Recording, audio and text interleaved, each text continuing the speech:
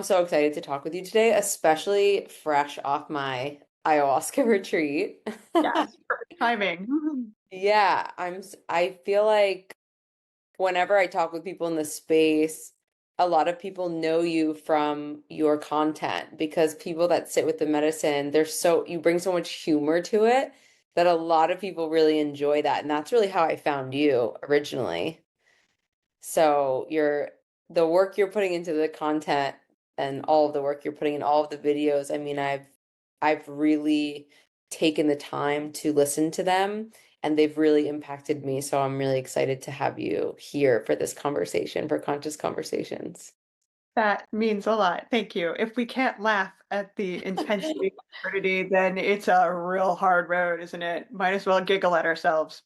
Yeah, I love that. And I mean, I guess let's start. I'd love to tell people who might not know you and your work, how you got into the work with plant medicine and what you do with the medicine now. Sure, yeah. Well, I found ayahuasca 20 years ago, almost exactly. Same reason most people do. I was kind of a mess. Had a great life, but boy, I didn't love myself, and so was a functioning alcoholic and had pretty severe bulimia. Was diagnosed bipolar, all kinds of, challenging sort of aspects of being in the world. And drinking ayahuasca the first time, I followed a man to the jungle. Didn't know what I was getting into. There was nothing on the internet about it back then, or very little. And she rocked my world. My first meeting with ayahuasca, the significant thing is she gave me this feeling like I too could heal. I too could be happy. And up until that point, the Western medical world had basically just labeled me as broken and hey, good luck with your broken brain. And I Yeah. believed them.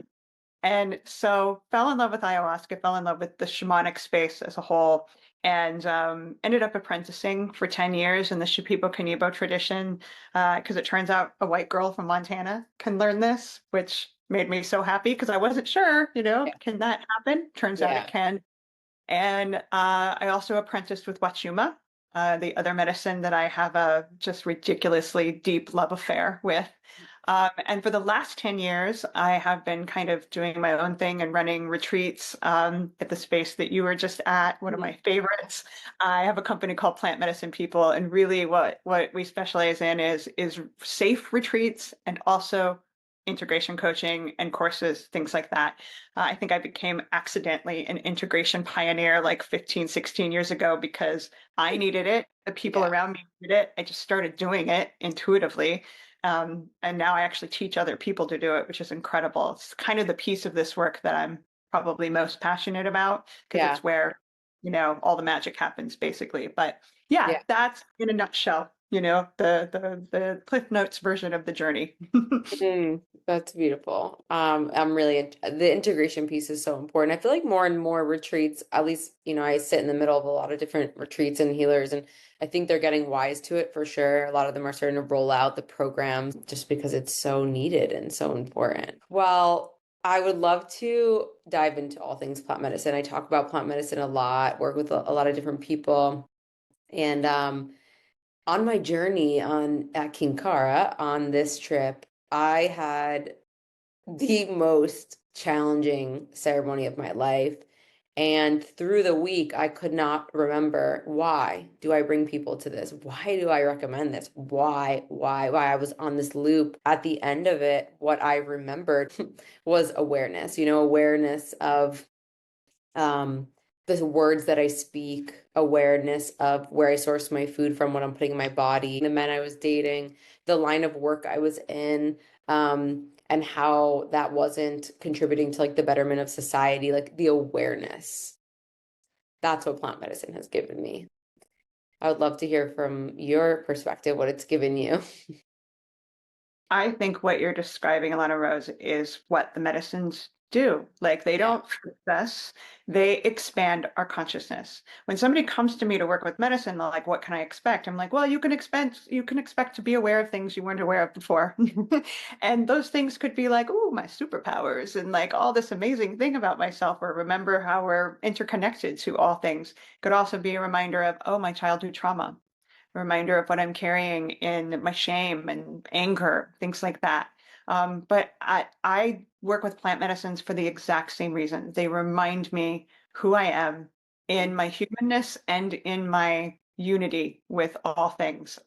That's their job. I feel like they're Mhm. like these keys that consciousness placed all across the globe, because there's entheogens in every single culture, Yeah. that take them, we remember piece by Yeah. piece by piece. So same, 100% with you. Mhm.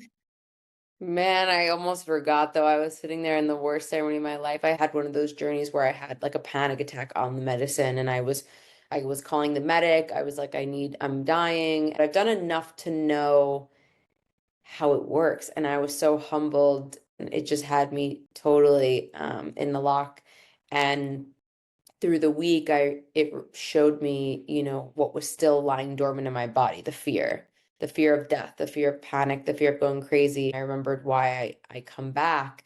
I also remembered that there's still that fear lying dormant in my body, and it was just showing me that. And so I love to, share these experiences with people to share that there's like so much it can bring us awareness to, and building the trust with the medicine is also really key in the process. And ourselves, that we can do it. We can do it. Yeah. We can face our primal fears. We can feel the depth of that. Feels insane. It's so strong. And we can come out the other side and be like, okay, I'm okay.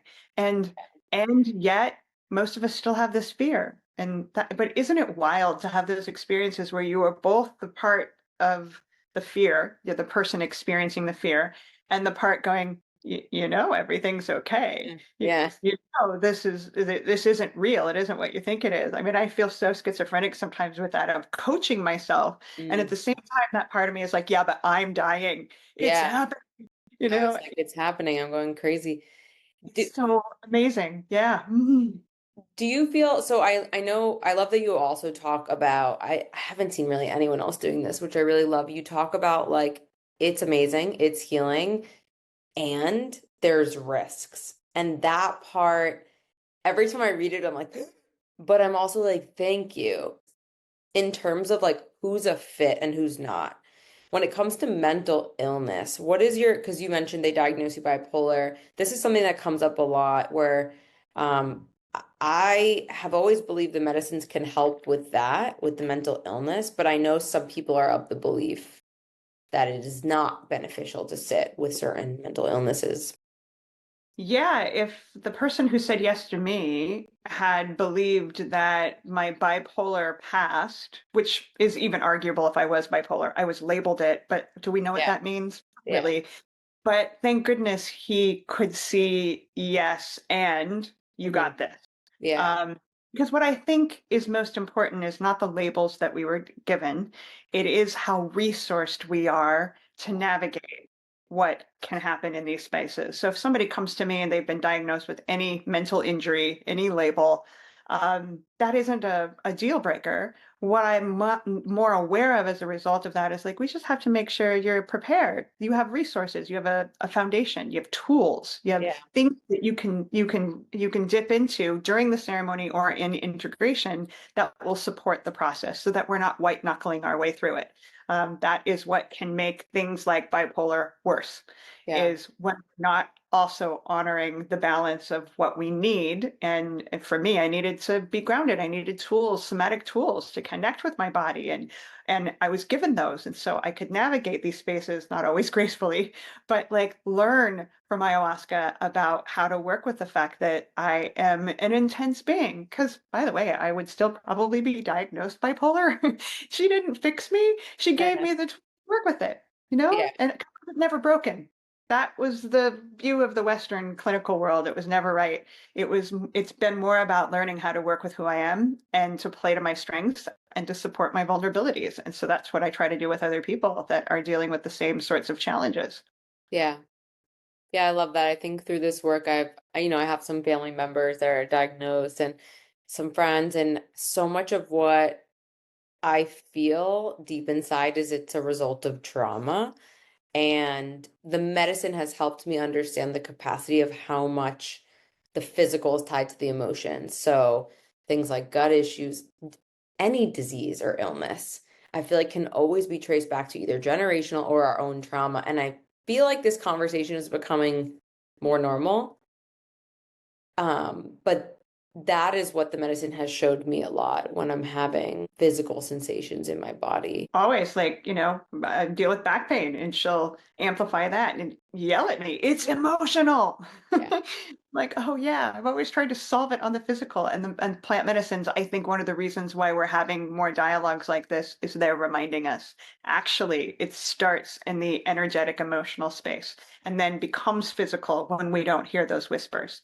Yeah. So that's the heart of being healthy is feeling. Yeah. That's the area of it. Hmm.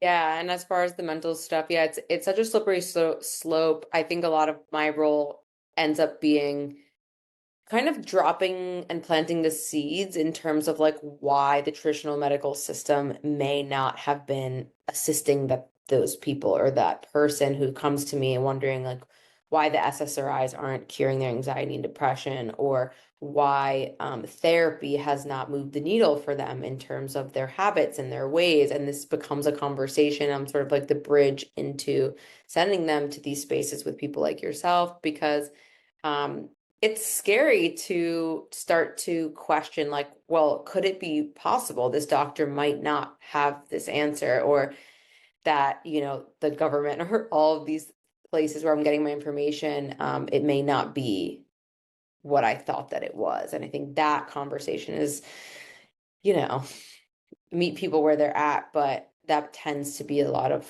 the most recent conversations, is just helping people to see doctors have their tools, shamans have their tools, functional medicine practitioners have their tools.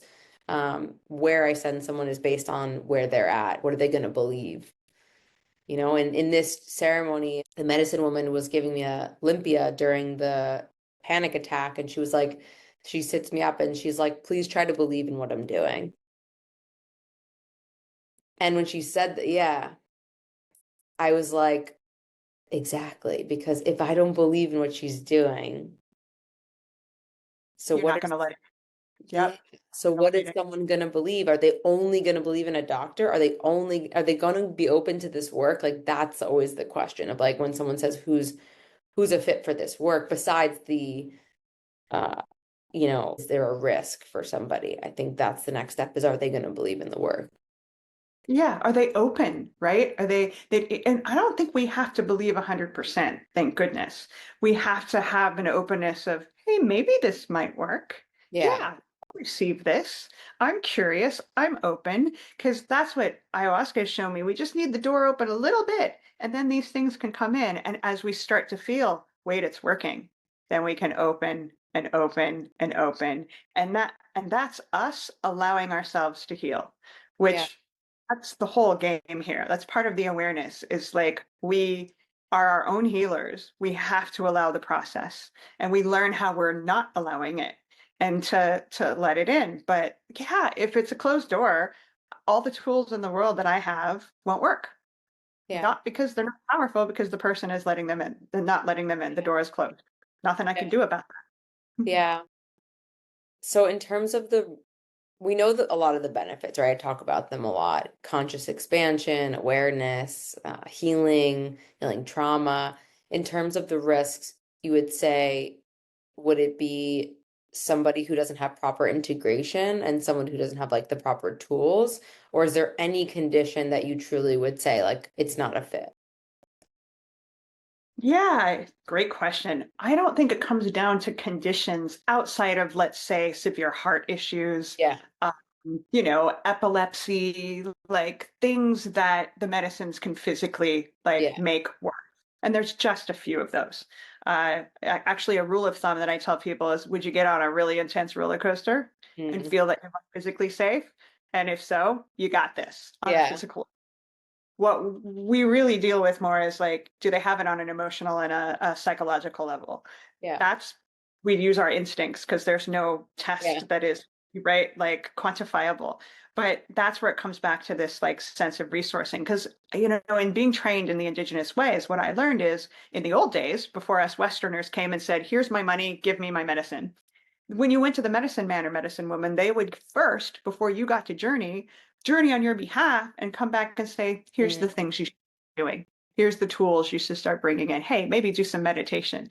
Maybe do, things that are new and ritualistic that start creating that foundation. And then maybe the second or third time, fourth time, you could have some medicine and start to journey. There was preparation involved. And I'd like to bring that back more because we yeah. have a lot of psychological harm as a result of just saying, well, they gave me $500, so I'm going to give them medicine. Like it shouldn't be that black and white. We should be really mindful to make sure that as best we can, they're ready for the potential intensity that the medicines bring. That way the medicines don't get blamed for the chaos, because they often do. Of like, Yeah. oh, somebody goes crazy, it's ayahuasca's fault. Like, no, they weren't well resourced. It's not their fault either, by the way. But as facilitators and organizers, we just are doing our best to make sure people have the tools to handle the existential crisis, their world turned upside down, closing trauma loops, working with our past traumas and the things that we've been through, and those are just tools that we're sharing that we're hoping are enough to create a sense of stability. And then, of course, like having more of a community effect in the aftermath of helping people integrate and emphasizing that that's the most important part, really, is what we do with it. And like you said, thank goodness that's becoming more commonplace. We're getting more aware of that. Yeah. Yeah, no, absolutely. And I love what you said about like blaming the plants, because I remember when I first started this work, my mom was like, she in the 70s and during the time where it was like people were going crazy from psychedelics. And so she was always like really, really concerned for me on this path and working with medicine and with a family history of mental illness on my dad's side. It was like a big conversation with her and even with myself of just like, what am I doing? And so there's so much that I feel like the conversation I have a lot is like drugs versus plant medicine and what constitutes something being a drug.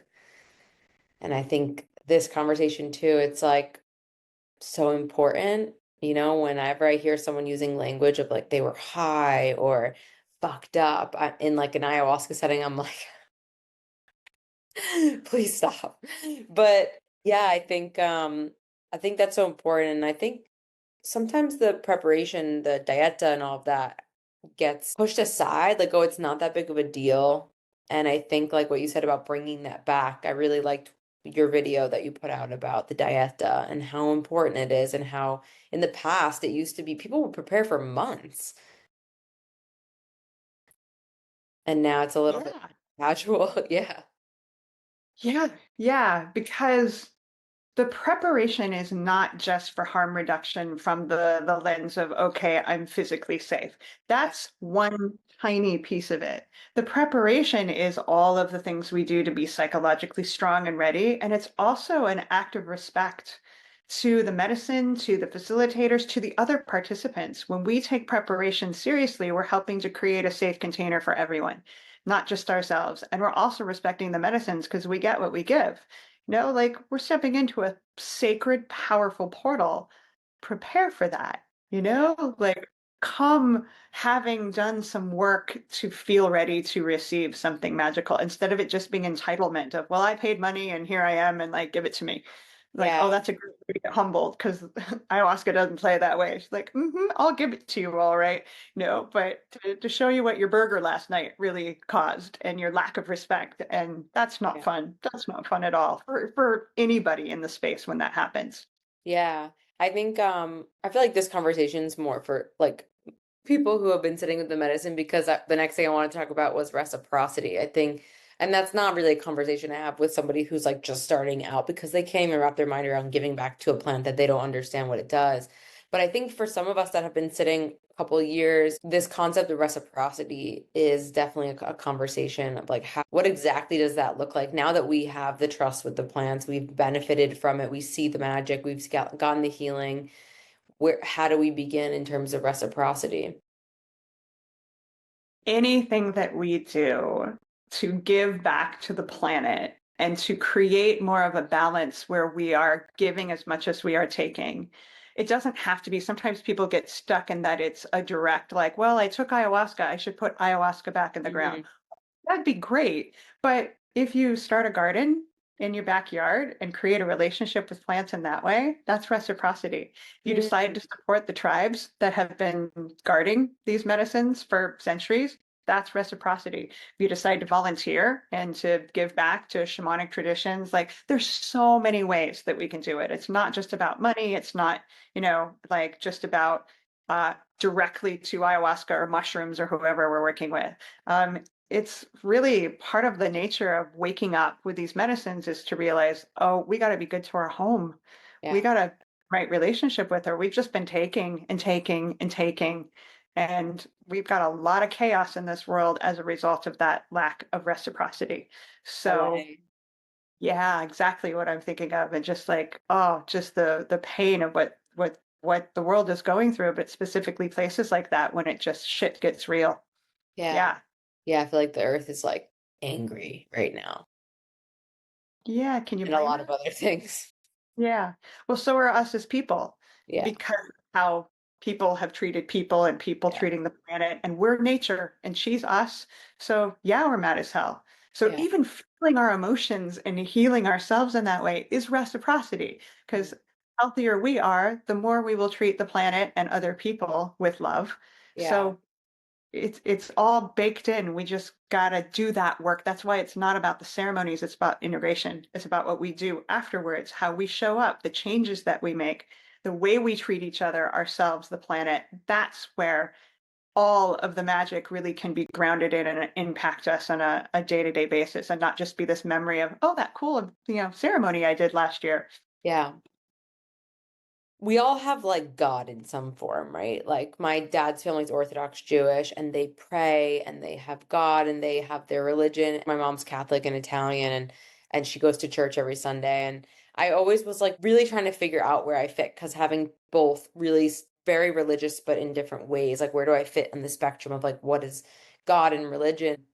The plants I often feel like every time I go and sit, I'm like plugged into God. And I go and I talk to my mom after, and she's always like, every time you go through one of your journeys, you come back and you seem more connected to earth, to what's important, to God. Like, she was like, I'm starting to feel like this is your version of connecting to God. Do you feel like they're a representation of source and God, or that the plants are God, and why some people need the plants for that connection with the God of our understanding? So I feel, of course, we're all God. Of course, we're all connected to the same source, right? Plants, though, feel like they have a cleaner, less maybe muddy connection to source because they don't have an ego, because they are in unity consciousness where we're in separate, duality consciousness. So when we work with them, they remind us, hey, you also are in unity consciousness. And so it's tricky when we say we're all gods because I don't want to imply that the ego should own, oh, I'm God, I'm perfect. Like, Yeah. on the highest level, we're all God. We're all connected to source in that way, and that's what plants remind us of. But because they don't have the complexity of an ego, then they're just a more trustworthy source of connecting to that space than, let's say, the priest that I grew up as a Catholic doing confession with and feeling like, why the heck do I confess to you and not to God, him or herself? Like, I fell in love with shamanism as a recovering Catholic because it cut out the middleman. Because it's like you Mhm. have your experience of God and it's not wrong, whatever it is. And all Mhm. of us have different definitions and ways of describing it, and we're all right. Whereas growing up Catholic, there was one way. And that way didn't resonate with me. Although I loved the idea of connecting to source, it was like, this isn't working for me. So I found something that did. And my family says the same. It's like that what they say is you use drugs to get closer to God. I'm like, no, I connect with nature to get closer with God. But yeah, but Yeah. what's wrong with that though? They say it as if it's an insult. And I'm like, even that's okay. Like, why is Yeah. that not? The drug, so I have a lot of history with addiction, not myself, but kind of a lot of people around me dating an addict, growing up with addiction in the family. And one of the pillars I created concierge on is to connect people to safe spaces to do the work where people are really doing the healing work, the the checking in work, not the checking out. Wow. So, yeah. So with drug use, I feel this is something I can really speak to, and I really feel it's that difference. Like the plants in their purest form, in their authentic, version of themselves, help us to check in, to heal, to have vision, to see, for awareness. I feel like when they synthesize it, for example, tobacco, I love rapé. Rapé is like one of my favorite medicines. And I also see how they synthesize it, take a part of it that's really powerful, and then it becomes a drug because we're unconsciously using it and there's other stuff in it. So that to me is where the distinction lies, is like checking in, checking out, and then when they taint it and they synthesize it. We can take anything and have it be medicine or poison. Hmm. Anything. And it comes back to our conversation we had around intention. Like, what are we trying to co-create here? So we can take something sacred like tobacco and make it a poison because of how we grow it, because of the intention. I mean, the moment that a tobacco company puts tobacco in the ground and it's about profit, we've now infused that plant with the intention of harm and profit. And he delivers. It's like, okay, I'll do that. But if we grow sacred tobacco with reverence and the desire to heal, he'll do that. Like, Hmm. okay, we can do that. So they're mirroring our intentions, and yet then we blame them for being poisonous. It's like, actually, we made them that way because that was our intention. Such a good point. And the rapé thing is also another point that I see. Like, I'm always observant of myself. How much am I using this? Because, like, am I overusing it? Like, there's such an awareness for me of that. And I think that's one that people can definitely abuse quite often. Plants like tobacco, coca, like any of the plants that have some potential for addictive quality, ganja, they Mm, demand that we be conscious every single time. Why? What is the intention? Are we checking in or checking out? mm, Because they'll take us in any direction. But mm, and they'll hold us accountable for that either lack of intention. Because some people say, yeah, well, I don't have an intention. I'm like, well, that's also on you, that you're taking it without first going, what am I co-creating with this amazing magical being? And because that's clearly checking out then if you don't even know why. So that's what they hold us accountable for us. They're going to co-create with us, but we better be conscious of what it is that we're asking for, or they will match the subconscious like checkout, and sometimes make us sick, kill us even because they know there's a bigger story at play and they're honoring our intentions. So that's the core of shamanism, right? Intention of like mm. the why, the consciousness that we were speaking of. Yeah, that's such a good point. Do you feel like there are people that can and do come to ayahuasca to check out, or do you feel like ayahuasca doesn't allow for that? Oddly enough, it's still possible. I still witness it that people, especially repeatedly chasing the experience, will have that door closed. We were talking that the door needs to be open a little bit, and that includes for the medicines themselves. They can't just beat down a door and take away our free will, our sovereignty. So there are people, even with the power that she holds, that can take her for any other reason than checking in, and she'll honor that. No, it's wild to witness. It's hard to relate to with those of us that are like, "Whoa, I'm face Um, first in the Wow. dirt, like Yeah. going depths of my psyche." But that's because we said yes. You can say no, and she'll honor that. She doesn't want to disrupt our sovereignty. In terms of trauma and healing that trauma and why sometimes therapy doesn't really move the needle for everyone, do you feel it's because of the stuck energy in the body from that experience and that ayahuasca can move it out? Do you always have to relive the experience to move out the trauma?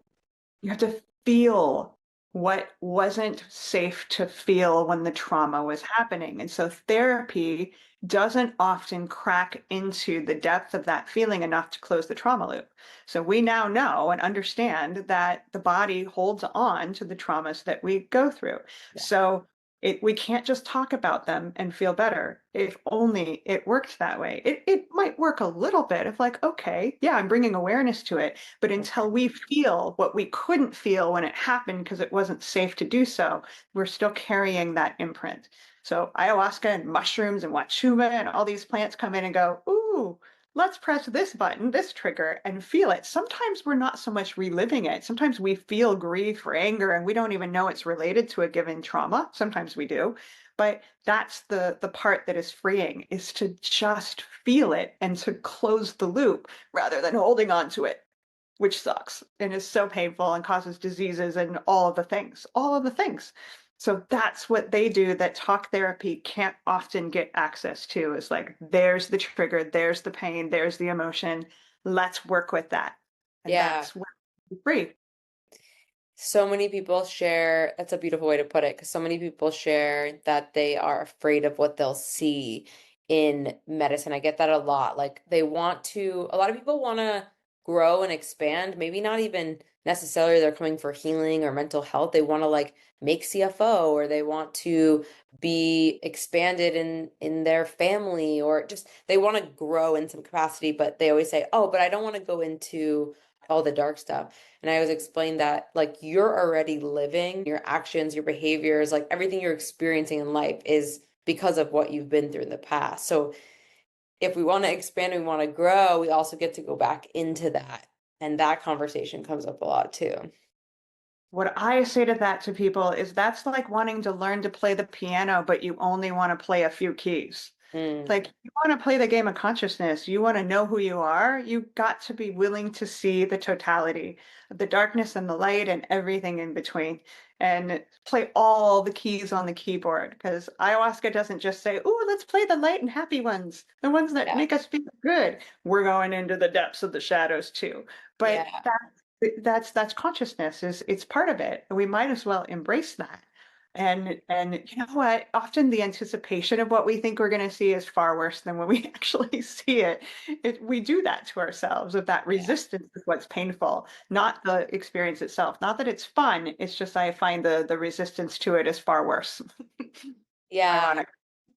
And also on this trip, the medicine team was sharing like, you know, a lot of people were like expressing they wanted everyone to experience this. And they were sharing like sometimes you just have to leave the baby sleeping.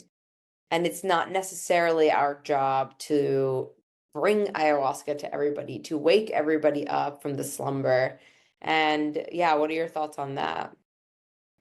It's not for everybody, period, but nothing is, like, and Yeah, there's a million other ways to wake up, and we want to honor yeah. all of them. I love that ayahuasca's having a heyday. I didn't think 20 years ago that 4 million people by now would have drank ayahuasca. That blows my mind. How many people drank it when you first started? Oh, like maybe like at that point, I would guess more like 50,000 than 4 The million. world or the country? Well, it's 4 million now, according to ice ears in the world that have drank ayahuasca. 20 years ago, we're talking people on the fringe. And then, of course, the people in the indigenous spaces, but those tribes are small. This is Yeah. not like millions of people. So I would guess, maybe 100,000 at that point, because it wasn't a thing. Like, most of us didn't even know about it. It was really 10 years ago where it started to really explode. And it feels like everybody and their grandma wants to drink ayahuasca, which is amazing. At the same time, it's not for everybody. And yeah, I agree. It's not our job to wake anybody else up. It's our job to wake ourselves up. That's it. That's our responsibility. And we're all doing it on our own time. Like, and there's divinity in all of that. So yeah, I'm not an ayahuasca pusher by any means. I Yeah. celebrate anyone called to her. But yeah, beyond that, no.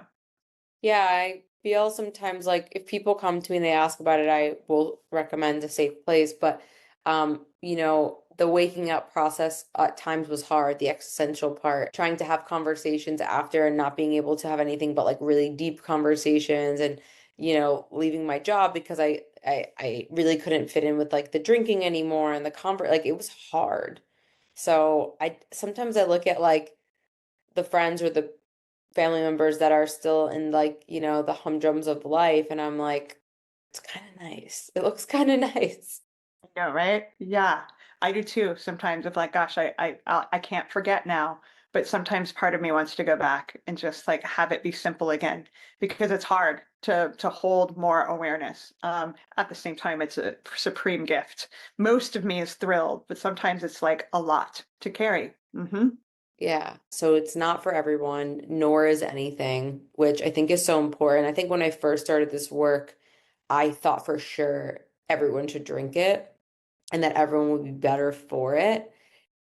And now with some experience and some time, I also do understand the beauty of like the ignorance is bliss and kind of being able to just live in that more unconscious life. Letting people be where they're at, as you said before. It's like I was super crazy unconscious, and actually, to the future me, I still am. Like I Yeah. have tons of ignorance and unconsciousness, and that's beautiful. And part of what ayahuasca does for me is to help celebrate that. Is it's okay. We don't have to be perfect. We don't have to be conscious of everything. It's not possible. That's limitless. So to allow our process to be what it is, all of us, and we're all in a different like space of our journey, and that's okay. Yeah. So Okay.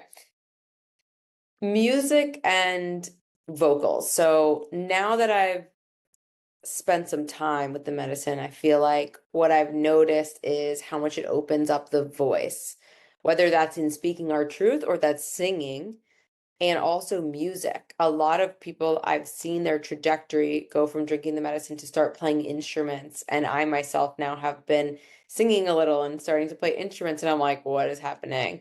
Can you explain like why this happens? I will explain it by describing something that happened with me in ayahuasca once. I asked her once, what's the most healing thing in the world? And I expected her to say me, meaning her, not me, ayahuasca. And she said sound, vibration. Like the most powerfully healing and expansive thing that we have on this planet is sound with intention. So that's what drives the experience of an ayahuasca ceremony is sound plus intention. And of course, as we know, there are songs called Icaros Mhm. that are the medicine songs that were downloaded to work with the energies of ayahuasca. And the combination of those songs with her is just mind blowing, like what is possible. But I think it's partly what she's teaching us is that we all have voices for a reason, not just to kind of speak, but to impact the world. Like even the Bible says God spoke the world, and so it is. Like the power of word. We have words like spelling, which indicate that our words are spells, that they have power, that there's magic in them. And we kind of forgot, that and that's part of what we're remembering. And for me personally, I was always teased about my singing voice. I thought that maybe I could learn how to do ayahuasca ceremonies and not sing. And now I laugh at it because it was just my fear of not doing it right. And now it's one of my favorite parts. I love to sing with the medicine because it just channels this spaciousness and I can feel her more strongly and just to watch the power of the sound. It's not me, it's just what's coming through me. I think that's why it's really common for a lot of us to start stepping more into the power of the sound that we create and what we speak, and what we sing, and the music that we make because it is such a gift to have and it has so much power. We're just usually not conscious of it. That's a beautiful way to describe it. I always see the trajectory of someone sitting. It's like they start to sing, they start playing instrument. Next thing you know, they're like performing and like just healing people with the music. And I just swore I would never start singing or play instruments. I was like, I'm just gonna, heal my things and get on out, And now I'm like, ooh, should I play the drums or should I play a flute? But yeah, I was so curious your perspective on this. And it's interesting to think about this in the music industry in general because there's so much negativity and vulgarity, and there's so much of that power with music being used for the opposite Good that point. I Mhm. think we're starting to see a lot of that, the power of it and how it's being used for the wrong reasons. I mean, it used to be that people sang to pray for rain and Mm, they sang to connect with spirit and they sang to the wind and the earth and the fires and the water. And now, the songs on the radio, I think, are really indicative of how we're lacking love. Like, because most of them are love songs in some twisted way. Yeah. That just kind of shows that that's what we're seeking. But we're not doing it intentionally, which is the piece that the plants wake us up to. It's like, oh wow, like that's our superpower. All of us have it. It's just we don't often know that we do. Yeah, I feel like the music industry is like a great temperature check for like where we're at in terms of society and like what's going on. And I definitely think that the tides are turning for sure on that front. They're slow as they are with the evolution of consciousness on a global scale, but I see it too. I see it too. And I think it's also evidenced by the fact that millions of people are turning to plant medicines. And we're like, aha, we are collectively shifting. It's just not always available by the media and in the music industry and things like that, because that's still based in the old system of profits. But you can see all the subculture emerging where we're intentional. We're coming from our hearts. It's Yeah. it's a totally different temperature. It's very exciting. It's just kind of slowly simmering up. Mhm. Yeah, and I think, this concept with I work with a lot of high performers or high achievers and entrepreneurs. They are really curious on human optimization. Aaron Rodgers just sat with the medicine, he's a big football player, so it's a big conversation now. And I think that what I've seen from my own experience and other people is that the medicine oftentimes we end up following a different path, but kind of our own, like birthing our own creation, birthing our own projects and our own missions. And I think that's something that people don't really understand can the medicine also helps us with. Conscious concierge was a byproduct of the medicine for me. Why do you often see people sitting with the medicine and then birthing their creations or going their own ways outside of companies and bettering like what they're spending their time on? It's a great exploration. I would guess that it's because the medicines help connect us more to our authenticity Mm. rather than the programming of what our parents wanted us to be or what we thought we should be. And we find like that soulful mission. And at the same time, they also give us the courage to do the big thing, like to follow our hearts basically, because sometimes they wake us up to how it feels to live a life that isn't fulfilling, that Yeah, isn't connected to our hearts. And I'm a death doula, and that's the thing that I see the biggest regret when people are transitioning is like, why didn't I do what I wanted to do? And instead of do the day job and, do the things that didn't make me happy. It's the biggest regret. So plant medicines smack us upside the head of like, don't live your life that way. This life is precious. Do the thing that is deep inside of you that you want to bring forth. And they give us not only the courage, but almost like the urgency of like, yeah, the opposite of that is miserable, is to live a life that was never fulfilling. And so thank goodness they're giving us this courage to say, I want to do what I want to do instead of what I've been programmed to do. So that's my guess is why that is pretty common because I see it a lot too. yeah. And I feel that. I felt like I could no longer ignore um, like the career that I was in, and I would just constantly think about like, well, you know, I'm responsible for these commercials on television for these products that now I know are toxic and now I know they're poison, and we're pushing Doritos for and brainwashing everybody because commercials brainwash people to buy the product. And I know my parents would be like, it's just a job, but you can just, and I was like, I know, but like my energy, my time, like all of my speech is like all about this thing that doesn't matter and is actually hurtful to people. And they're like, well, if you don't do it, someone else is. And I was like, yeah, but there's so much other things I could do with my time and my gifts. That was all the medicine for sure. Me too. I worked in the corporate world when I started this too. And for a while I was apprenticing with ayahuasca, I was doing marketing for a major Mexican food chain. We'll just say that. And I would be coming off the medicine at 7 o'clock in the morning talking about marketing tacos. Like, "Mm, no, this is not Yeah. what I came here to do. This Yeah. is not what my soul was like taking a nap for that, right? That wasn't meaningful. Not that tacos aren't meaningful. I don't want Yeah. to talk about tacos, but you get it, right? It wasn't Yeah. soulful. So same. Yeah. Like that sucks to be stuck in that. Yeah, it does. I think a lot of the fear around on sitting with the medicine, I think ultimately is a fear around death, right? I'll speak for myself. That was my initial barrier as someone who I would just constantly, every point on my body that would have a sensation I thought meant death. And that's, I think, why the medicine takes me a lot to that scary place of you're going to die, you're going to have a panic attack, you're going to have a heart attack. And I still work through that with the medicine. I have also watched a video where you talked about how ayahuasca can really help with this fear of death and for us to understand it's not the end and it's not something to fear. How have you seen that play out for people that do have this enormous fear? The medicines in general, because mushrooms help, like so many of the medicines help in this way, but in a couple of different ways. Number one, I mean, one of the biggest experiences that we can have on the medicines is what we would call an ego death, which to me is not so much a death, it's an awakening to unity consciousness. It's just the ego goes to the side for a second or an hour or whatever it is, and we get to realize that we are conscious without an ego and without a body, that our consciousness doesn't just get contained in here. We don't lose it when we transition out, but we have to experience that to believe it.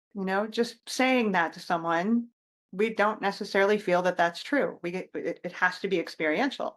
So there's that piece where we get to have, by the grace of like whatever divinity, because who knows how and when that happens. It's not something we can force, but when it does happen, it's so incredible. Like, oh my God, I get it. I get death is not an ending.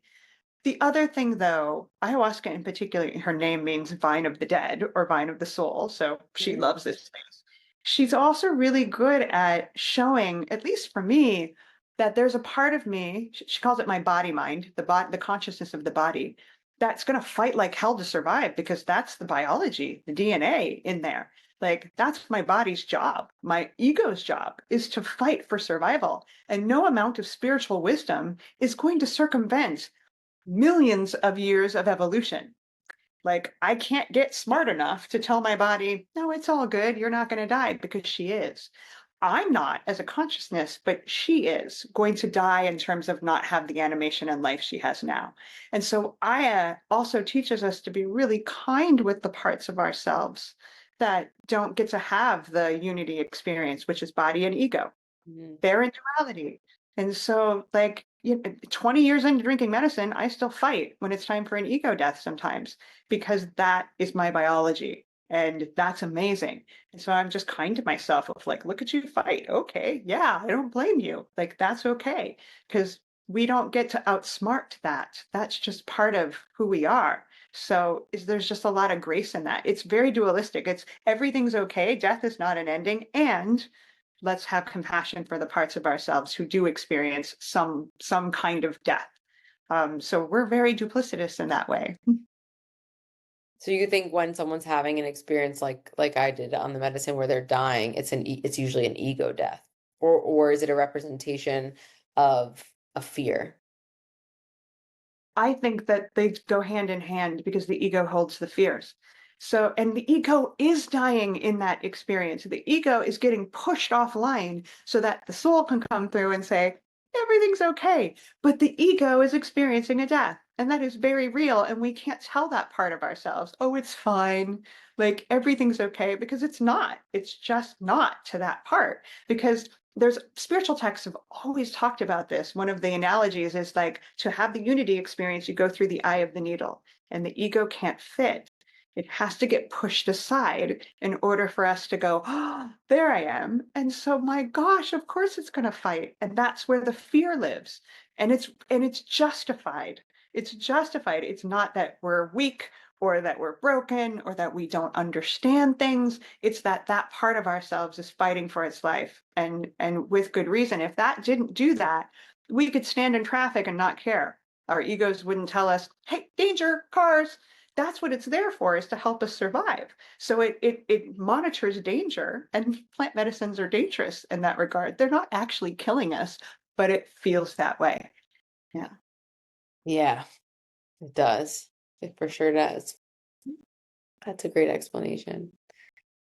And earlier we were talking a little bit about religion, and I had someone who was Orthodox Jewish recently reach out and they were really interested in ayahuasca. And I thought it was like a really beautiful moment because I've known them for a while. And I was like, wow, like this is really cool that they would explore it. But their biggest concern was if I sit with the medicine, will it take me away from my religion? And that they love so much, that they have so much joy, they have so much happiness from, they honor so much, but they're just curious, like, how can I grow? How can I expand?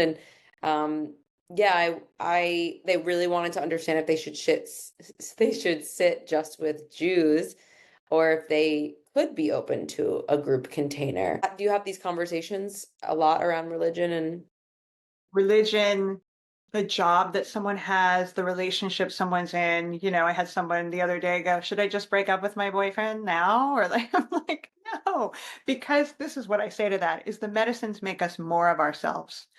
They're not going to take someone who loves being Jewish and like transform them into a Catholic. That's not because what the medicines want us to do is to be in our joy and to be in our authenticity, not to somehow manipulate who we are. So that's what I try to say to people who are afraid they're going to become something they don't want to be. It's like that's not what happens. We become who we always wanted to be. So with this person, the likelihood is they fall even more in love with the religion that they already are so devout to because that's who they are. So ayahuasca doesn't have an agenda that way. She wants us to be in our joy and our authenticity. So Hmm. I think that, yeah, I think that makes sense. And I think the only thing that I have seen is like, because it also at times will, I mean, I guess I'll speak for myself. I question a lot of things now. And so I said, like you maybe have an experience where you're questioning like the rules. Like, why are these rules that you can't hug a man and the man can't hug a woman? Like I could see there becomes questioning a little bit of the rules and the separation and the separation from other religions, like that part, since the medicines help us bring us to our unity, that we are all one, that we are all like equal creations of God. That part is the only part that I do see it's beautiful, and I could see how they would think it takes them away from. but the medicine would only have the capacity to do that if something in her didn't like those rules. If Ah, those rules actually serve the person, then ayahuasca can't plant the seed of, hey, something's wrong with that. But mm, yeah, you're right. Like it might that these experiences help us look at things differently with more discernment and more curiosity of like, does that work for me? But that's what I mean by bringing us into a space of being genuine. So the good news with that is even if drinking ayahuasca took somebody Orthodox Jewish and transitioned them out of that, it's because it's what they would want, period. Because if mm. they start questioning, you know what, these rules don't work for me, then it didn't work to begin with, right? It's not the medicine's fault. She's just exposing, like, hey, you got this issue. Or it could be the reverse. It turns out the rules really work for you because they do for some people. Fantastic. So ayahuasca doesn't have an agenda either way. It's more the space of getting us back to being very authentic. So you're right, it could pull her away, but that would be authentic. That's such a good explanation of that. And I guess that can stem, as you said, to anything, the relationships. Like when we sit, my partner and I, we've been getting closer and closer because the things that were moving me away from him were things that were super inauthentic. It's been taking me to my authentic place, which then brings me closer to a relationship that's so authentic. But if there's a fear, it will take me away from my partner. It's like maybe if there's some parts that are or my religion or my job is like if it's not authentically aligned for you. That's it. That's exactly Yeah. it. Relationships do end and jobs do get dropped and all kinds of things happen, but it's because we have the opportunity to realize it wasn't working for us. That was programming. That was like living somebody else's version of ourselves. So that is the danger and the benefit of these medicines. They bring us back into what is true for us. Yeah. I right before this conversation I was thinking of like in what case would I say then don't sit with the medicine. Some people will ask me, "Do you think I should or do you think I need to?" And one thing that I've really been exploring, I like the way you said that before, like that's interesting to explore. One thing I've been exploring lately is if someone's happy and if someone's really content and really feels good in their life and they're not seeking anything, then maybe they don't need to sit with the medicine. You know, my brother is really happy in his marriage and with his children, with his family, and with his life. And he's always like, I'm good. I know we've been through a lot in our family, and I know like you've been on your journey with all this trauma. I don't feel that I have, but I'm okay and I'm not really interested. And I also feel really good. Then, aho, you know, like, Don't stir the pot then. Yeah. yeah. So you agree, yeah. There's nothing somebody is seeking to know or to heal, and then there isn't a calling, Mm, to work with medicines, then fantastic. I honor that completely, yeah. That's an example of someone who doesn't need to sit. They're not being called, they're happy. That's wonderful. Yeah. That makes sense. We talked about reciprocity, risks, who's not a fit for the medicine. I guess we said anyone with heart issues and stuff like that. Yeah.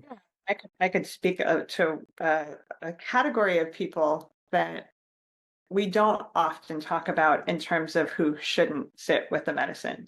Yeah. And that is a category of people who very simply don't tell themselves the truth, that don't have a relationship with integrity.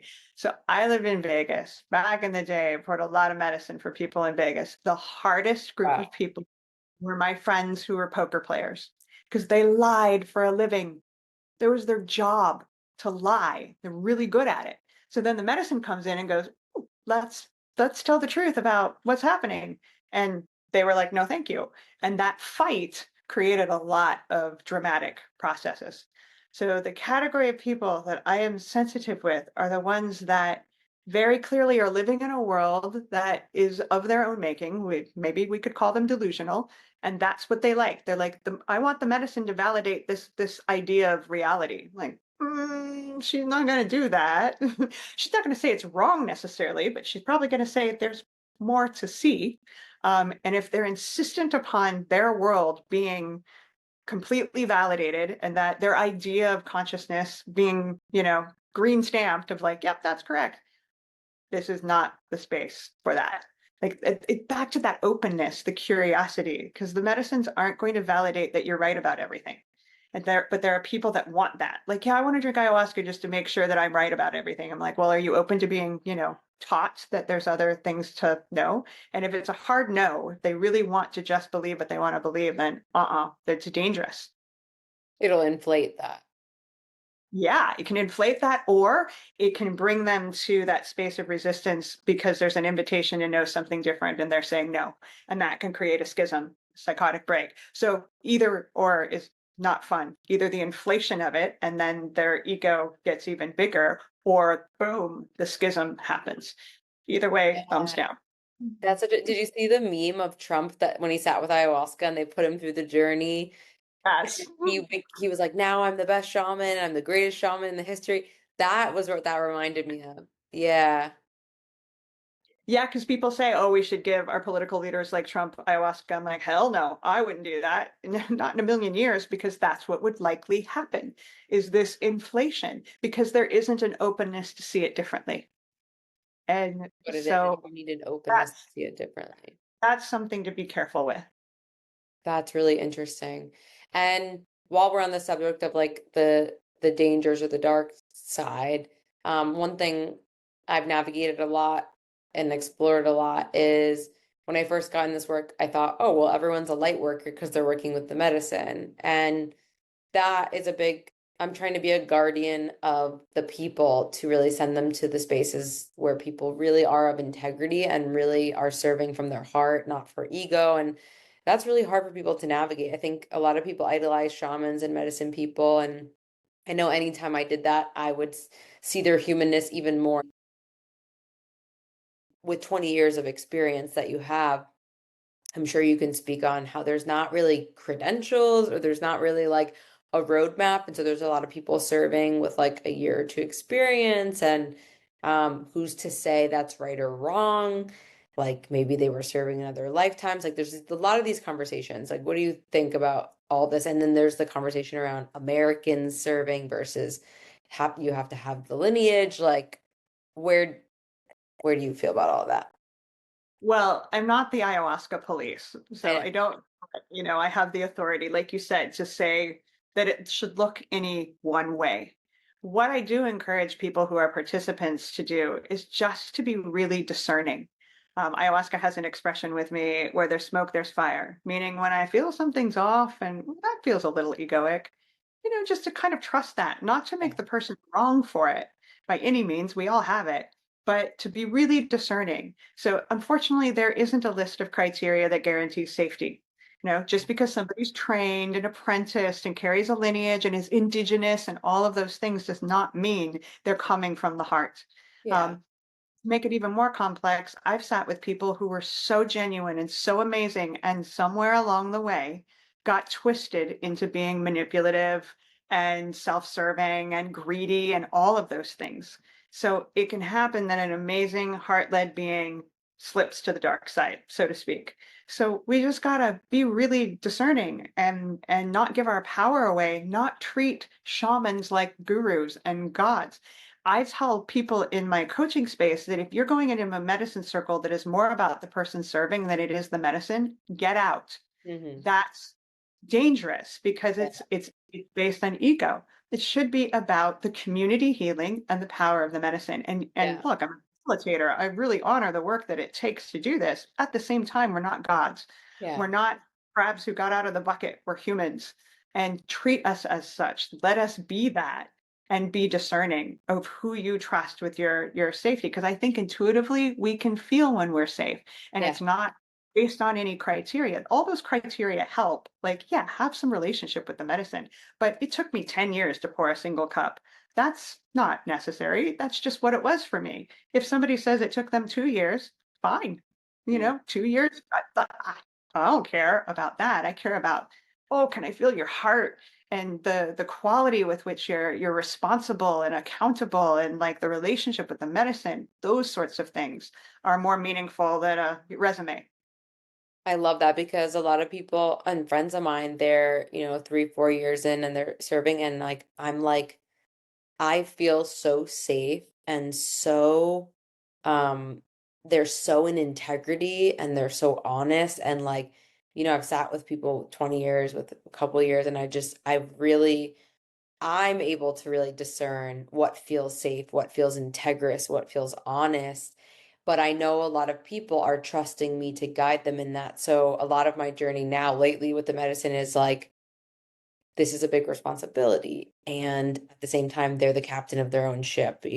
And so just, yes, lean into the responsibility and be honorable about that and be humble about that, but also, um, not put too much pressure on that, like their lives are in your hands. But I did originally feel that way. Like if I'm recommending someone go somewhere, this is a massive responsibility.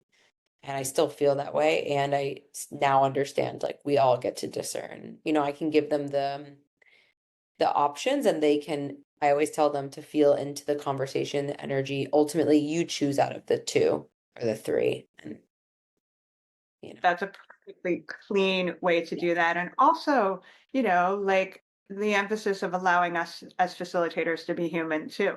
You're not recommending someone because they're perfect. You're recommending someone because they feel like there's a purity of intention. But we all get wonky. And the difference between that for me is those of us that can own when we're accountable for our shadow of like, oop, yep, there's my humanness, and it's the people that are like, oh, it's your darkness. Like they always put it on other people and gaslight, and there's never that sense of responsibility. I'm like, that isn't safe. So it's not perfectionism that we're after, it's accountability, it's integrity. That's safe. mm, I love that accountability and integrity. That's safe. Um, I think my last question would be, and I also remember watching a video like a long time ago that you put out about this, but the messages from the medicine are often abstract, right? Like they're not so clear all the time. A lot of people I see spend time trying to understand, trying to decode, and some people feel even defeated, like, why am I going to sit if I can't even understand the message? Now, a lot of medicine people have explained that, you don't always need to understand, like the medicine's with you and it will show itself at the right moment. What do you feel about all of that? Well, to use a wisdom that ayahuasca has said to me many times is that the conscious mind is the last part of ourselves to figure out what the heck is going on. There's so many other layers to our awareness, body awareness, subconscious mind, etc., emotional awareness. So the medicines speak more the language of the subconscious and our emotional space. They're like dreams, and dreams don't typically make sense, but sometimes they just click something in us or they're catalysts for shifts and changes. And then sometimes we finally go, "Oh, I know what the bear in the tutu was about. I finally got it." But, it's not contingent that we figure it out with our conscious minds in order for something to be life-changing. Because again, they work on a level that is way deeper than just our day-to-day, like, thinking selves. Thank goodness, because that's why they're so powerful. So I always just tell people if it needs to make sense, it will, but to celebrate confusion too, because if we're seeking more clarity, then we know in duality we're going to be more confused sometimes too. If I want to learn more about hot, I have to learn more about cold. So if our minds are like, I want more clarity, you better get used to confusion too, because it's Mm. just two sides of the same coin. And when you put it that way, often people go, oh, okay, so I can trust the confusion. It will lead to clarity one way or another. It just takes some time for things to come to the surface and for us to connect the dots. And meanwhile, there's so much other aspects of our consciousness that are shifting and changing as a result of having these things unearthed. But yeah, just let the conscious mind take its time. It's going to anyway. That's part of the process. I love what you said that because a lot of people, even now after this journey, I'm talking to a lot of people. I was a group leader, so I support a little bit in the way that I can, to help them with these little things here and there. Then they have the medicine team to talk with. But one of the conversations that's been coming up is, yeah, people saying they feel one or two people, I feel more confused than when I came. I feel a lot of confusion and I don't understand and yeah. Great. That's just the flip side to clarity. Celebrate that. That's the invitation instead of think that something's wrong because they're confused. Like, nope. That means you're onto something that is expanding you in a way that you've never had awareness around. So it's just taking a little time for it to come into like full bloom. That's good. Yeah, I love that. I'm definitely going to share that with them. Excellent. Mm. What, 4 minutes. Okay. I, how do I want to end it? I kind of wanted to talk a little bit about like with this growing so much, we know it's a matter of time before government and pharma and all of that comes in. Uh, I would like to have high hopes that in some way it's a beautiful thing. It's going to keep reaching more people. But obviously, what my first thought is like, are they going to try to synthesize it, take the spirit out of the plant? Greed's going to kick in. How do we try to be like guardians and gatekeepers with all of this and also, allow what will be to be? Two ways. One, use the power of our resources and our money and our time to support the shamanic circles, the wisdom keepers, the spaces that are in integrity with the spirit of the plants. We have a choice of where we sit and who we trust. And two, to all of us continue doing our own work to heal this part that used to think that healing happened disconnected to nature in a doctor's office under sterile environments. Mhm. The more of us that heal that, the more of us are like, yeah, no, we've got to change that. That was never healing to begin with.